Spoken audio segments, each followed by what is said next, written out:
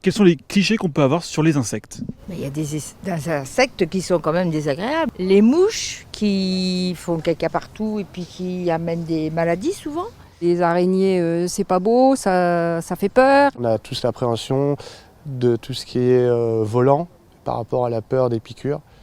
Combattre les idées reçues, une des missions de l'Office pour les insectes et leur environnement. En 2017, cette association a créé la Maison des insectes à Carrières-sous-Poissy pour permettre au public d'admirer de près ces petites bêtes méconnues.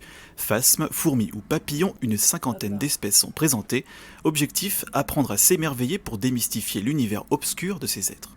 Vous revenez avec plein d'a priori. Si je vous montre certaines blattes, vous allez trouver, si vous ne savez pas que ce sont des blattes, la plupart du temps, vous allez avoir une réaction d'étonnement, vous allez regarder, vous allez observer, vous allez vous dire « Ah, c'est plutôt joli ». Puis une fois qu'on vous dit que c'est une blatte, vous avez un mouvement de recul.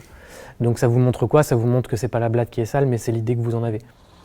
Prédateurs naturels, recycleurs des matières organiques ou pollinisateurs, les insectes ont une place centrale dans les écosystèmes. Les 3/4 de la diversité de notre nourriture est directement liée à ces êtres vivants. Quand vous reprenez une pomme et que vous observez le cul de la pomme, vous avez ce qui reste d'une fleur. Et cette pomme, elle ne serait pas aussi belle et certainement pas aussi grosse s'il n'y avait pas mal d'insectes, notamment des abeilles sauvages qui étaient passées visiter les fleurs.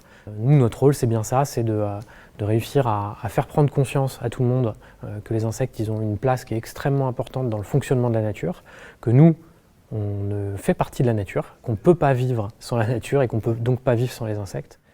Des êtres fascinants et fragiles dont il faut prendre soin. Selon une étude de 2017, les 3/4 des insectes volants présents en Allemagne ont disparu en près de 30 ans. Diminution de leur habitat et pollution d'origine humaine.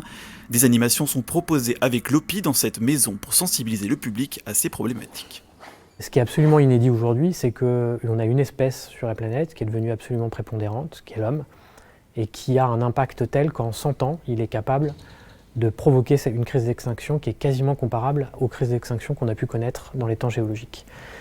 Le premier levier que les personnes ont, c'est la première chose qu'ils peuvent faire, c'est agir directement sur leur jardin, laisser un peu faire, laisser un peu de sauvage dans le jardin. C'est déjà une action qui est extrêmement importante et presque militante aujourd'hui.